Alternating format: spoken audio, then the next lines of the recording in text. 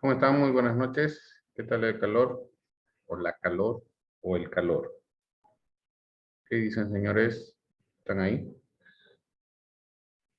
Buenas noches, Licen. ¿Listo, Alejandro? Sí, listo. Ok.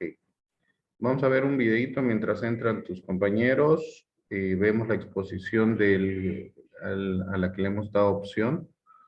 Y si no, tú expones y después nos vamos al examen. ¿Listo? Vamos con el video.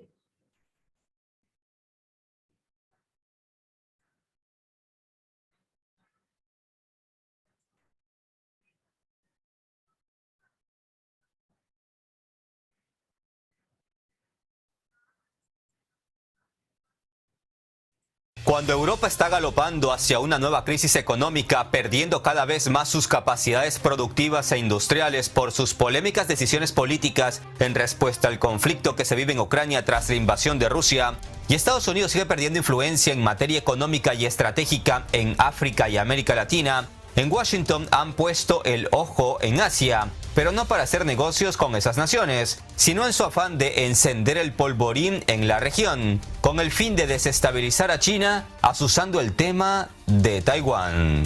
Y mientras en Estados Unidos maquinan su plan para desestabilizar y frenar el crecimiento de China, la mayoría de las naciones asiáticas siguen a lo suyo, que no es la guerra ni el conflicto, sino el comercio. Sepan que una de las organizaciones más importantes de Asia es la Asociación de Naciones del Sudeste Asiático, ASEAN, integrada por 10 estados: Singapur, Tailandia, Vietnam, Camboya, Indonesia, Filipinas, Laos, Malasia, Brunei y Birmania. Como ven, en esta organización no se encuentran países tan relevantes a nivel global como Japón o China, por lo que en Asia decidieron crear la Asociación Económica Integral Regional, que involucra a los 10 países de la ASEAN y a otros 5 importantes países de la región: Australia, China, Japón, Corea del Sur y Nueva Zelanda.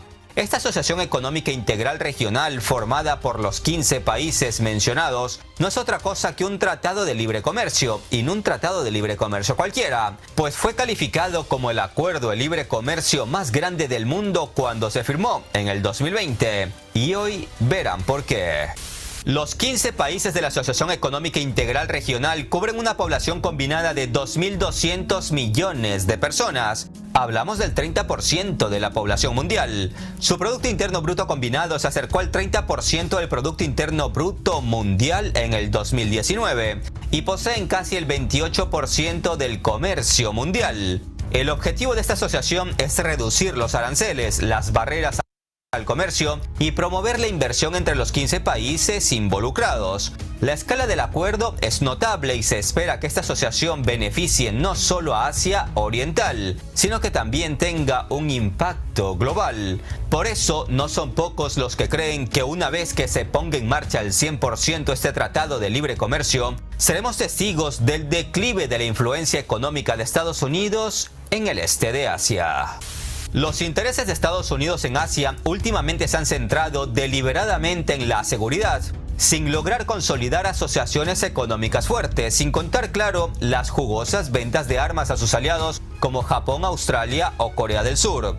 Pero no solo de armas vive el hombre, y en Asia ya empiezan a dejar las cosas claras. El pasado septiembre, por ejemplo, se celebraron los 45 años de la asociación entre Estados Unidos y los 10 países de la ASEAN, donde manifestaron que Estados Unidos es un socio importante, pero dejaron claro que los estadounidenses deben respetar la arquitectura regional asiática existente. El mensaje se resumía más o menos en que solo existe una China, que Taiwán es parte de China, que China es su socio, que no quieren ningún conflicto en la región, ni mucho menos uno que involucre a China, y que en general hay que tener en cuenta a China no solo por ser el país más poblado del mundo, sino por ser la segunda economía del planeta y creciendo. En Washington se apuntaron el mensaje, pero no descarto que en un futuro respondan con inteligencia, como es habitual en ellos. Faça furos perfeitos com facilidade usando essa nova broca, construída por um poderoso aço de titânio.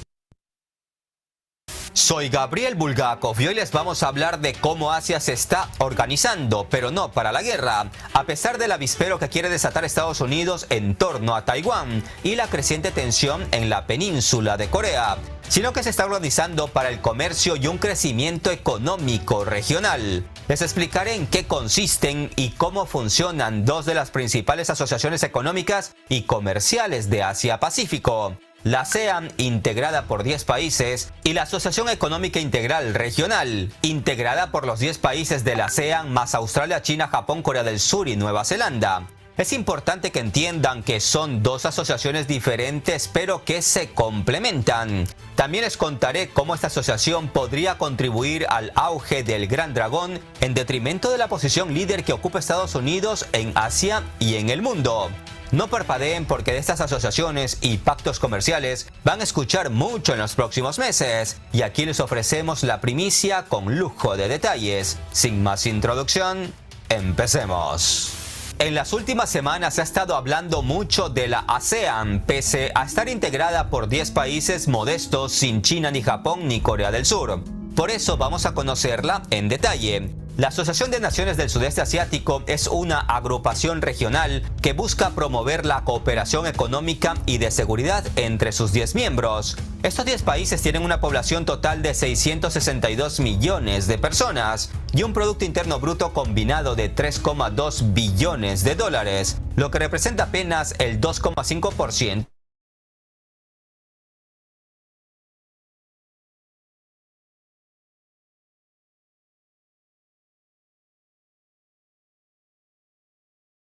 común contra la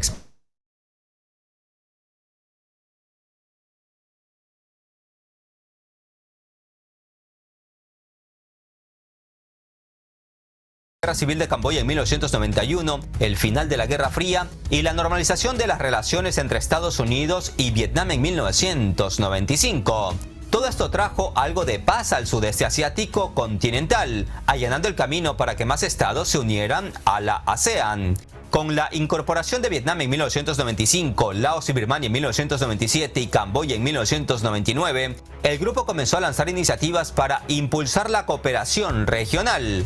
Un punto importante a tener en cuenta es el carácter pacífico de la asociación, pues en 1995 los miembros firmaron un tratado para abstenerse de desarrollar, adquirir o poseer armas nucleares.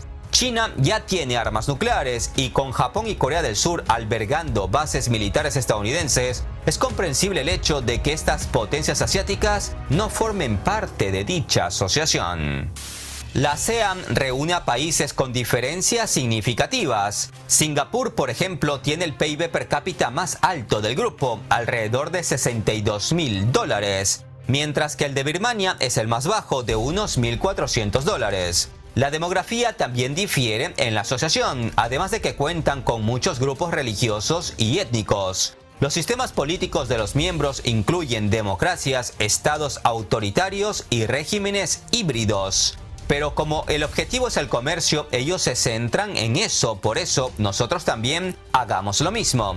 En ese sentido, sepan que el bloque de la ASEAN ha priorizado 11 sectores para la integración, que incluyen electrónica, automotriz, productos a base de caucho, textiles, prendas de vestir, productos a base de agricultura y turismo.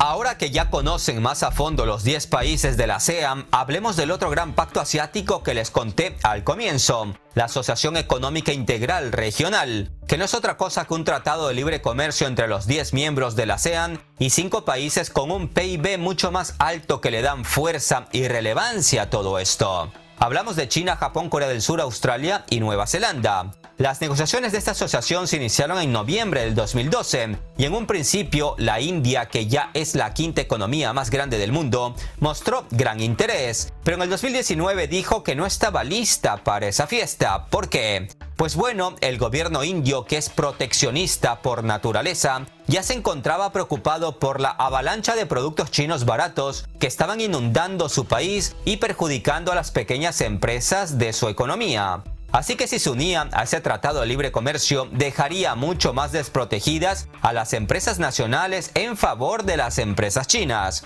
A la India tampoco le causaba gracia el impacto del libre comercio agrícola en las decenas de millones de pequeños granjeros del país. Por eso la India al final decidió no unirse, pero sabe perfectamente que tiene las puertas abiertas para integrarse cuando lo considere necesario. El Tratado de Libre Comercio de la Asociación Económica Integral Regional es un gran logro para todos los 15 países involucrados. Sin embargo, algunos críticos y envidiosos, especialmente en Occidente, ven este acuerdo como poco más que un empuje a China hacia la gloria. Los críticos dicen que esta asociación afianzará aún más el dominio de China en la cadena de suministro global y que los términos del acuerdo se inclinaron a favor de Pekín. Me pregunto, ¿dónde han estado estos críticos los últimos 80 años cuando toda decisión económica, financiera y política global se ha estado inclinando a favor de los intereses de la que aún es la primera potencia mundial? Pero bueno, sigamos con nuestro tema de hoy. El comercio interno entre los 15 asociados de Asia-Pacífico de los que hablamos hoy se concentra en las manufacturas y los minerales. Hay 4 sectores que representan la mayor parte del comercio de la región: el equipo y maquinaria eléctrica, los productos químicos, caucho y plástico, los metales y los combustibles fósiles, junto a otros productos de extracción. Aunque el Tratado de Libre Comercio entre los 15 países entró en vigor en enero de este año, todavía falta la ratificación de Filipinas, algo que se espera que ocurra antes de que finalice este 2022.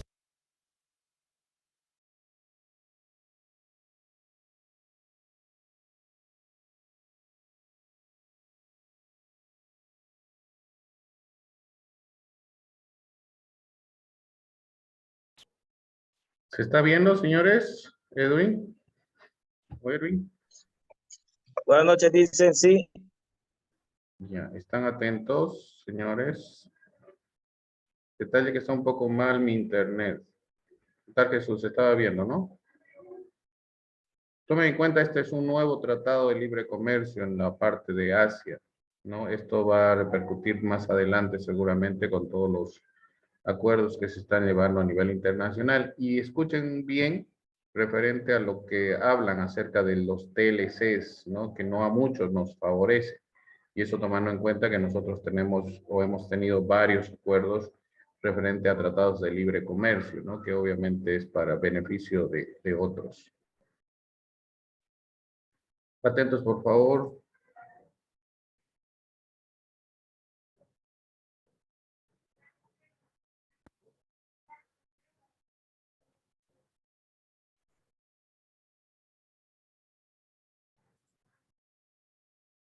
Por eso se dice que el tratado no ha entrado en marcha al 100%. Cuando todo entre en funcionamiento, se espera que al 65% de los bienes comercializados entre todos ellos se les eliminen todos los aranceles de inmediato, y que con el pasar de los años se sigan eliminando más aranceles a más productos, porque claro, hay productos de ciertos países que sus respectivos estados protegen y lo seguirán haciendo. Pero quitar los aranceles al 65% de los productos que entre ellos se comercializan es un paso de alianza y entendimiento inmenso entre 15 países que hablan distintos idiomas. ¿Esta automatización es toda esa Coca-Cola? Si quieres ganar de 500 a $2.000 por semana, mira. El acuerdo incluye más liberalización del comercio agrícola de lo previsto originalmente, con algunas listas sensibles de productos protegidos, principalmente por parte de Japón, en productos clave como el arroz, trigo, lácteos, carne y azúcar. Y es que era de esperar que cada país tienda a proteger algunos mercados, por lo que ya el tiempo nos dirá quién jugará más al proteccionismo y si logran o no ponerse de acuerdo en temas más sensibles. Como era de esperarse, China es uno de los mejores posicionados con este acuerdo, pues China ya es el principal socio comercial de muchos países de la región y el principal donante a algunos estados más pobres como Camboya. No en vano, muchos analistas dicen que China se ha convertido en el principal protector del libre comercio regional, porque Estados Unidos no solo se retiró en el 2017 en la era Trump del Acuerdo Transpacífico de Cooperación Económica que incluye a México, Chile y varios países asiáticos, y del que China no forma parte, sino que además Estados Unidos impuso nuevas y duras medidas comerciales a países como Tailandia. China, al ver que Estados Unidos se desligaba de una gran asociación económica con países asiáticos, algunos de los cuales se vieron afectados por las nuevas políticas de aranceles de Trump, China, ni corto ni perezoso, comenzó a revisar sus acuerdos con otros socios regionales como Vietnam e Indonesia, para atraerlos a su entorno. Además, tengamos en cuenta que el hecho de que algunos de los socios más cercanos de Estados Unidos en la región del Pacífico, como Japón, Corea del Sur y Australia, se unieran a la Asociación Económica Integral Regional, muestra la pérdida de influencia de Washington en materia comercial en Asia-Pacífico. China ha mantenido su posición como el mayor socio comercial de la ASEAN desde el 2009. Sepan que las exportaciones de los 10 países de la ASEAN a China crecieron a una tasa anual promedio del 10,4% entre el 2010 y el 2019, mientras que las importaciones de la ASEAN desde China crecieron al 12,5% anual durante el mismo periodo. Cifras nada despreciables. Por supuesto, está la contraparte de la relación entre los países de la ASEAN con China. Y es que varios de sus miembros tienen reclamos territoriales en el mar de la China Meridional. Y es aquí donde Estados Unidos ha entrado en juego, pues se ha mostrado demasiado dispuesto a ayudar a estas naciones en sus reclamos a China, lo que genera preocupación entre algunos demandantes de que se podría desencadenar inadvertidamente una escalada de tensiones o un incidente no deseado por los países del sudeste asiático, con la batuta de, cómo no, del policía del mundo. Nadie en el mundo debe desestimar la importancia de la Asociación Económica Integral Regional. No olvidemos que las economías emergentes y en desarrollo como China y los 10 de la ASEAN están ganando más peso en la economía mundial. Más allá del acceso al mercado, la Asociación Económica Integral Regional es fundamental porque establece normas para diversas áreas de actividad económica de sus países miembros. También se tendrá un acceso sin precedentes a una amplia red y una oportunidad económica en los cambios de la cadena de suministro. Por otro lado, se espera que la Asociación Económica Integral Regional ayude a los países miembros a obtener un mayor acceso a las decenas de países del mundo que forman parte de la ultraambiciosa iniciativa de la Franja y la Ruta, que, como ya he contado en otros videos, es una estrategia de desarrollo de infraestructura global y cooperación internacional impulsada por China para comercializar con medio mundo a partir del libre comercio en un ambiente amistoso y estable. El acuerdo también permite a China trasladar sus cadenas de suministro a otros de los miembros para obtener bases de costos más bajas y mejorar la eficiencia, con lo cual las empresas de los 10 países que conforman la ASEAN se aprovecharán de eso. En el proceso, China estaría bombeando millones de yuanes a los países más pobres de la asociación, ayudando al desarrollo de sus economías manufactureras. Para Japón, la Asociación Económica Integral Regional es uno de los frutos de su estrategia en Asia Oriental, Asia-Pacífico, iniciada desde mediados de la década de 1990 para proteger y aumentar los intereses y ventajas de los negocios japoneses y retener la influencia política de Japón en esta región.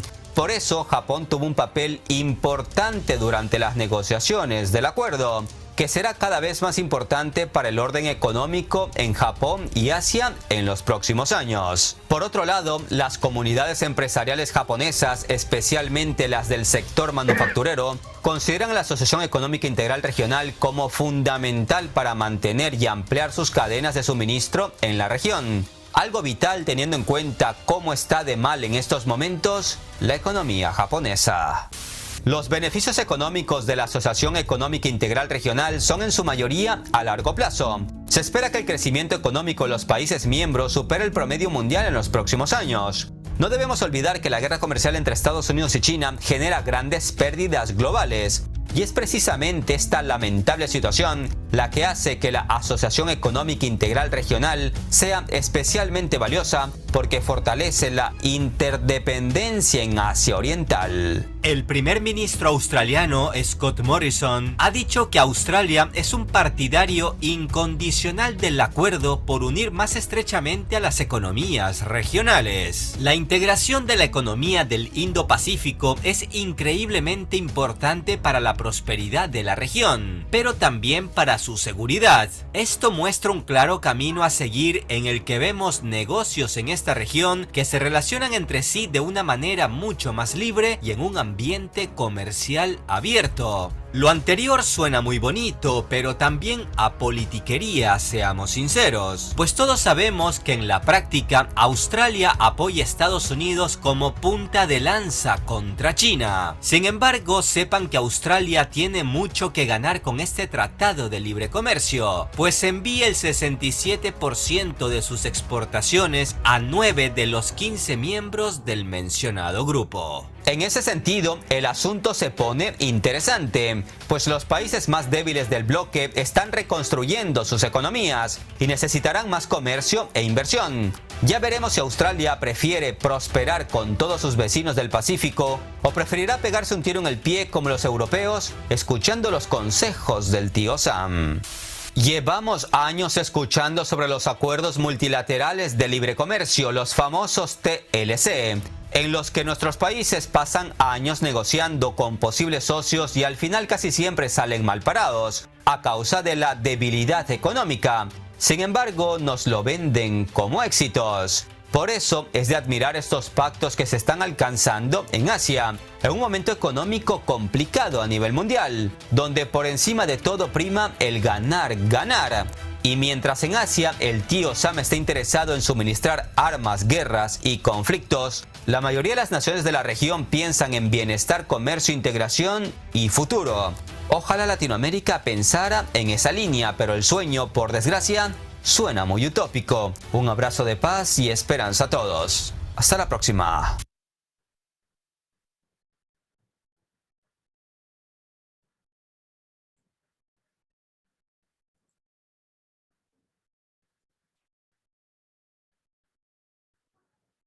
Bien, ¿cómo están? Muy buenas noches a todos. Espero estén listos para nuestro examen de hoy. Pero no sin antes llamar lista y ver si están listos a los que se les ha dado la oportunidad. De todos modos, Alessandro tiene que exponer hoy. Voy a llamar lista, por favor, atentos. Y si pueden, prendan sus cámaras los que no han encendido. No va a ser un rato, señores. A verlos un rato, por lo menos. Chávez, Huanca, Gary.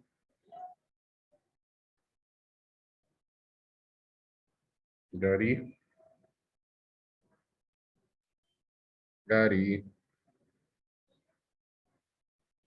Veo que está Gary Chávez, pero no responde. Ervin. Presente, Lisa. Juan Jesús. Presente, dicen. Lucio Javier. Kevin. Presente, licenciado. Belén. Presente, licenciado. Daniela. Presente, licenciado. Alessandro. Presente, dicen. Marcelo Oscar. Presente, licenciado.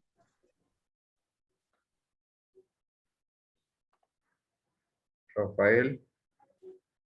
Presente, licenciado. Mayra. Presente, licenciado. Romina.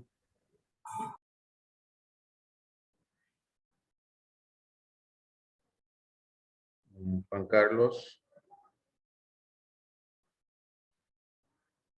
Presente, licenciado. Buenas noches. Buenas noches. Bien. Como siempre, intentando ayudar a los demás, pero parece que no ponen de su parte. Tagari. Romina. Ninguno.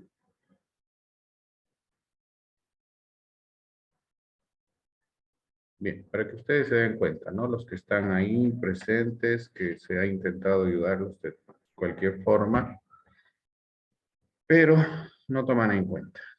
De todos modos, se intentó. Bien, Alessandro. Acaba la exposición, Alessandro. Y como voy a seguir avanzando la siguiente clase, hasta donde hemos avanzado es el examen, ya les he dicho, hasta la decisión 416 de la Comunidad Andina, hasta donde hemos avanzado, hasta el artículo 11, la parte de la OMC, de la Organización Mundial del Comercio. Esas dos partes van a estar en el examen, ¿ya? Están en el examen, mejor dicho.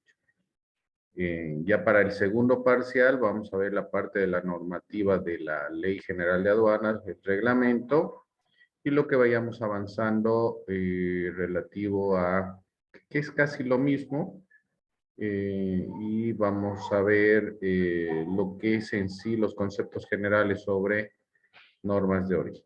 Sí, Kevin. Una preguntita. ¿El segundo parcial cuándo sería? Disculpe. El 24. Está en lista para el 24 de este mes, ¿no? La siguiente semana. Ah, como no dimos el 14, pensé que el del 24 podría haber pasado al 29, digamos. No, no. No hay que pensar, hay que seguir nomás con lo que estamos. De todos modos, igual, podría, aunque no creo, podría haber un cambio, no creo, porque ya nos quedaría solo 2 clases, ¿no? Porque acabamos el jueves 1 de diciembre con el examen final, entonces no nos va a dar tiempo. Vamos a ver el avance de todos modos, ¿no? Que vayamos haciendo. De todos modos, aún no sabemos si estos conflictos hasta este fin de semana, no sé. De acuerdo a las noticias, va a viajar recién mañana el rector de la universidad a hablar con los que van a proponer la nueva ley. No, la verdad que no entiendo, ¿no? Y lamentablemente todos nosotros nos estamos perjudicando. Pero bueno, dependiendo a lo que se venga, ustedes enfóquense en sus estudios, en sus trabajos, en sus presentaciones. Y ya la siguiente semana, la segunda evaluación, y ya nos queda una semana más para el final, ¿ya? No se olviden los trabajos prácticos. Trabajo práctico, o el segundo trabajo práctico se tiene que presentar hoy, ¿no? Hasta las 11, por si acaso. Bien. Alessandro, puedes compartir cuando quieras. Ok, Listen, gracias.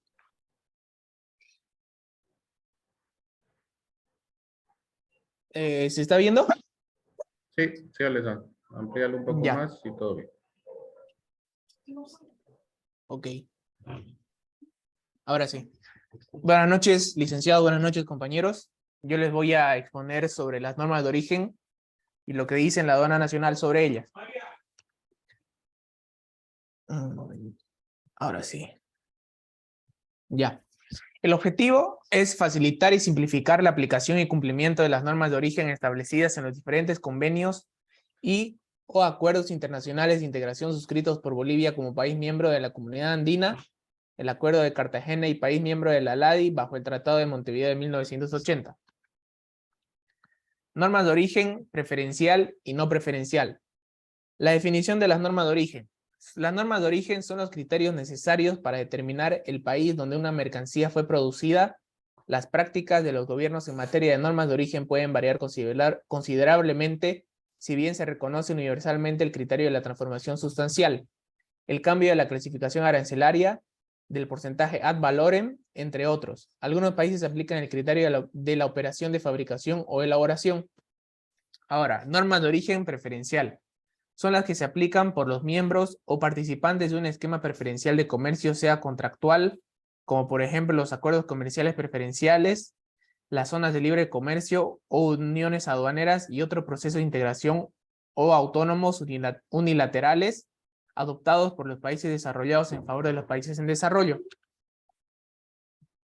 El objetivo principal de las normas de origen preferenciales es hacer que el trato arancelario pactado sea aplicado a los productos auténticamente extraídos, cosechados, producidos o fabricados en los países receptores de preferencias arancelarias que los exportan. Las normas de origen no preferenciales son las en las que se utilizan instrumentos de política comercial no preferenciales con la finalidad de diferenciar las mercancías que son importadas de países a los que se aplican dichas políticas, como son el trato el trato de la nación más favorecida en el marco de la Organización Mundial de Comercio, los derechos antidumping, los derechos compensatorios, las medidas de salvaguardia, las prescripciones en materia de marcas de origen y cualquier restricción cuantitativa o contingentes aranceleros discriminatorios y las compras del sector público. Los elementos principales de las normas de origen acordadas en los diferentes esquemas de integración económica negociados por Bolivia en el ámbito preferencial son los siguientes: los criterios para calificar como originarias las mercancías, las condiciones de expedición y las pruebas documentales que demuestren el cumplimiento del inciso A y el inciso B. Las definiciones existentes en los distintos acuerdos debe tomarse en cuenta que en cada acuerdo comercial negociado y suscrito por Bolivia existen definiciones específicas para determinados términos de normas de origen, los que deberán aplicarse con esa acepción y no con otra, para la correcta implementación de las mismas.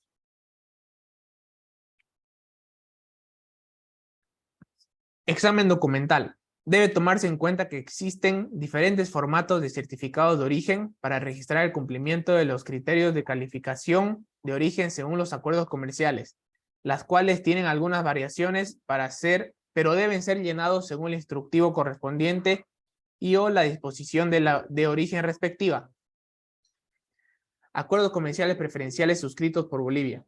A nivel subregional, Bolivia, Colombia, Ecuador y Perú se constituyen como países miembros de la Comunidad Andina. A nivel bilateral, después del retiro de Venezuela de la CAN, Bolivia suscribe con dicho país el 31 de marzo de 2011 el Acuerdo de Comercio de los Pueblos para la Complementariedad Económica y Productiva.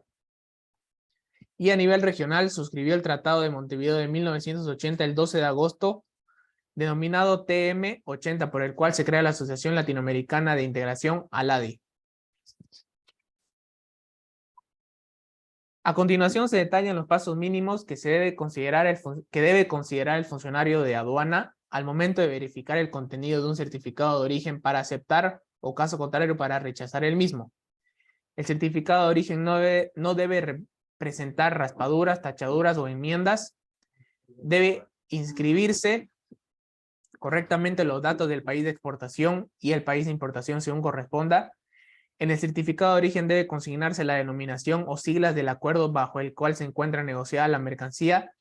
Si ampara varias mercancías distintas, estas deben ser individualizadas siguiendo una numeración correlativa indicada en el certificado de origen y consignando la clasificación arancelaria que corresponda.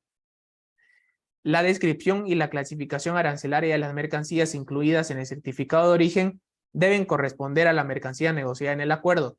Asimismo, debe corresponder a la descripción consignada en la factura comercial emitida por el exportador y que se adjunta en el despacho aduanero. Bajo el AC-36, Bolivia-Mercosur, AC-47, Bolivia-Cuba y el Acuerdo de Comercio Bolivia-Venezuela y la Resolución 252 de la LADI, el certificado de origen debe ser emitido en la misma fecha de la factura comercial o dentro de los 60 días calendario siguiente.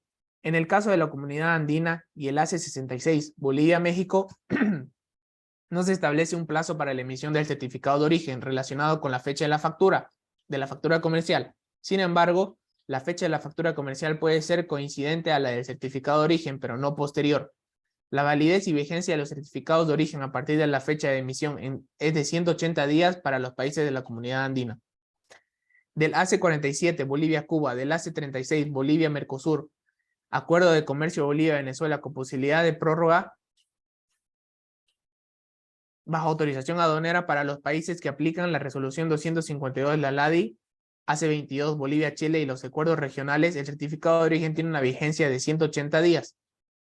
Y para el AC-66, Bolivia-México, de 1 año, sin posibilidad de prórroga, puesto que las normativas de origen no lo prevén. Consideraciones generales. El formulario del certificado de origen debe ser conforme al acuerdo comercial que se haya acordado entre las partes. Los países podrán determinar normas respecto al peso por metro cuadrado del papel a utilizar y el uso de filigranas para prevenir falsificaciones de los certificados. Las instrucciones de llenado del certificado de origen suelen inscribirse en el reverso del formulario correspondiente. El certificado de origen debe ser llenado cuidadosamente, pues un error puede significar su nulidad en el país de destino. Y según lo dispone el Acuerdo 32 del Comité de Representantes de la LADI, los certificados de origen pueden ser emitidos en los dos idiomas oficiales de la asociación, español y portugués, siendo su texto igualmente válido. Datos a ser llenados en los formularios de certificados de origen. Los campos referidos al país de exportación, en el que se registra el país que envía y el que recibe la mercancía, y de corresponder si se inscribe el nombre completo del exportador, la denominación comercial, a razón social incluyendo ciudad, país y el registro fiscal. El campo referido al productor o consignatario, según corresponda, se describe el nombre completo, denominación comercial o razón social incluyendo ciudad, país y registro fiscal. Campo referido al importador. Se identifica la persona que en definitiva realiza la operación de importación conforme al acuerdo que así lo establezca de forma específica en el formulario. Campo referido a la nomenclatura y descripción de las mercancías. La nomenclatura y la descripción de las mercancías tal como se las incluye en el certificado debe coincidir con las posiciones que correspondan a las mercancías negociadas y a las registradas en la factura comercial.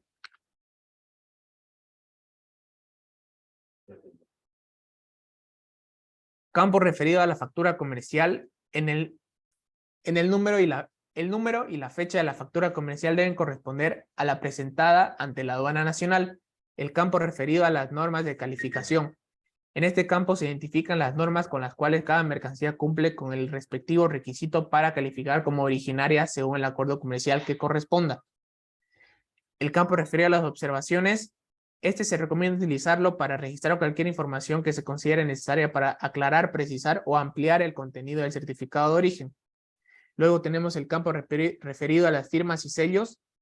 Las firmas deben ser tanto del productor final o exportador como del funcionario habilitado para la certificación. Deben ser autógrafas. Los sellos deben ser estampados en forma clara y legible. Y el campo referido a la certificación por las entidades habilitadas.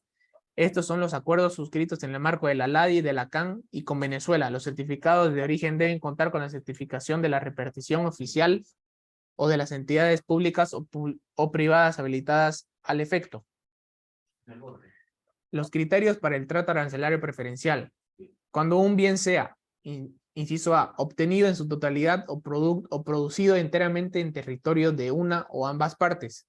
Inciso B, producido en el territorio de una o ambas partes a partir exclusivamente de materiales que califican como originarios de conformidad con el capítulo 5 del Acuerdo 24. Inciso C, producido en el territorio de una o ambas partes a partir de materiales no originarios que cumplan con un cambio de clasificación arancelaria y otros requisitos, según se especifica en el anexo al artículo 503 y se cumplan las demás disposiciones aplicables del artículo 5 del acuerdo. D. Producido en el territorio de una o ambas partes a partir de materiales no originarios que cumplan con un cambio de clasificación y otros requisitos y cumpla con un requisito del valor de contenido regional según se especifica en el anexo al artículo 503 del acuerdo y se cumplan las demás disposiciones aplicables del capítulo 5 del acuerdo. Inciso E, producido en el territorio de una o ambas partes y cumpla con un requisito de valor de contenido regional, según se especifica en el anexo al artículo 503 del acuerdo y se cumplan las demás disposiciones aplicables del capítulo 5 del acuerdo. Un momentito. Eso sería, Lisa.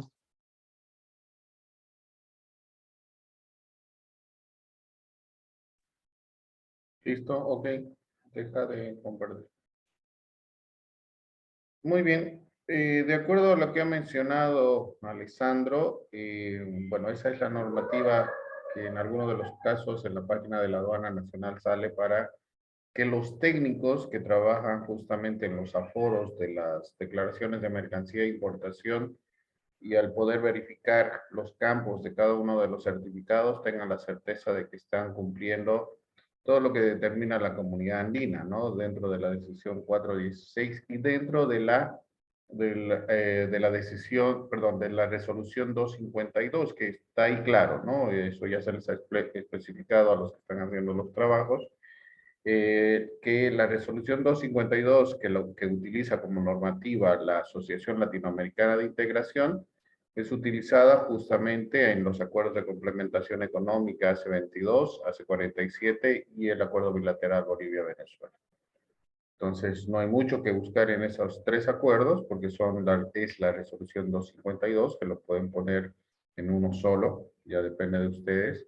Y si encuentran alguna normativa extra referente a los criterios, porque una cosa es la normativa sobre normas de origen y otra los criterios que utilizan cada uno de los acuerdos, ¿sí? Hay requisitos específicos de origen que en cada uno de los acuerdos pueden ser enunciados y tendrían que mencionarlos ustedes, ¿no? Si hay algún requisito específico de origen referente a algún tipo de mercancía dentro del acuerdo, ¿no?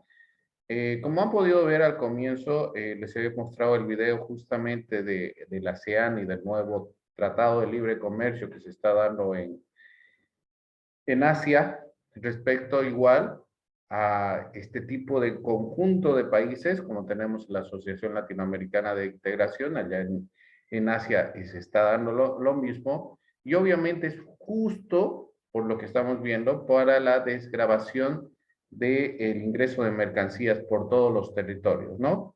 Como han visto en el video, hay una relación de 65% de desgravame. Nosotros, dentro de la Asociación Latinoamericana de Integración Comunidad Andina, hemos iniciado igual, con una desgravación gradual. No ha sido al 100%, ¿sí? Porque, como se decía, o como se dice, y como les he explicado, cada uno de los acuerdos o cada uno de los países pretende proteger la producción nacional. Es por eso que no pueden aperturar a sus commodities, en el caso de Bolivia, no sé, a la soya, a la quinoa, tal vez, o al gas, ¿sí? Hacer una apertura del 0%. Se tiene que cuidar porque en realidad está protegiendo también la producción nacional y todos los países tienen los productos estrellas, se podrían decir, de su país, y por las necesidades que tienen todos los ciudadanos, pues se protege ese producto, ¿no? Pero en realidad se va viendo que al final, igual que la ASEAN, en el lado del Tratado de Libre Comercio que están iniciando, si están empezando un 65% ya es grande la apertura que están dando en esos países, puesto que hay algunos que no son tan grandes en cuestiones de producción y de personas como lo es China, por ejemplo, ¿verdad? Pero se están adecuando porque también tienen necesidades de importación de ciertos productos y que no van a pagar, en este caso, un arancel, ¿no? Y es por eso que las normas de origen a nivel internacional son muy utilizadas, pero siempre y cuando sean utilizadas en normas de origen preferenciales, que la están utilizando los TLCs de Asia y obviamente el Acuerdo Latinoamericano de Integración, el ALADI, que utilizamos nosotros como Latinoamérica. ¿Sí? Hemos podido ver también que el Tratado de Libre Comercio, como se menciona, no es tan libre como se debiera especificar. Y lamentablemente las personas del Ministerio de Relaciones Exteriores, nuestros técnicos que van a tratar estos acuerdos, creo que no tienen el conocimiento necesario, porque cuando nos dan la facilidad de que ellos puedan ingresar todos sus productos, que nosotros podemos importar todos sus productos, que son yo les pongo 500 productos, ¿no? Y nosotros le decimos, nosotros también podemos importar, y nos abren también todas las ventanas y puertas para todos nuestros productos. A Bolivia les dicen, lo que ustedes quieran pueden importar. Pero sigo mencionando lo que siempre he indicado. Si aunque nos dijeran, solo quiero importar 10 productos míos a su país, lo damos porque ya hemos ganado ese tratado. Pero en realidad estamos perdiendo porque esos 10 productos que van a ingresar al país tienen un valor agregado pues del 1000% de nuestra producción, que es materia prima, ¿verdad? Entonces tenemos que analizar desde el punto de vista todos los profesionales, y para eso también están ustedes estudiando, porque en cualquier momento igual pueden trabajar en el Ministerio de Relaciones Internacionales o Relaciones Interiores para poder hacer este tipo de tratados, ¿no? Pero tienen que tener el conocimiento también del movimiento de mercancías dentro del territorio nacional y lo que nos convendría o no estar dentro de un acuerdo o un tratado internacional. Sí, es parte también del trabajo que cualquier momento ustedes pueden realizar como asesores o dentro de las instituciones públicas, ¿sí? Hay mucho campo para profesionales de comercio internacional. Muy bien. Creo que no veo a nadie, estoy hablando solo, como siempre. Romina y Gary no van a presentar, ¿no? Su exposición. Ninguno de los dos, además que tienen falta, porque ya he llamado listo. Vuelvo a mencionar, veo ahí a Romina, veo a Gary, pero nadie habla, no contesta. Lo primero, que ya tienen falta, y lo segundo, que se les ha dado la oportunidad para ahora, pero veo que ni atrás ni adelante.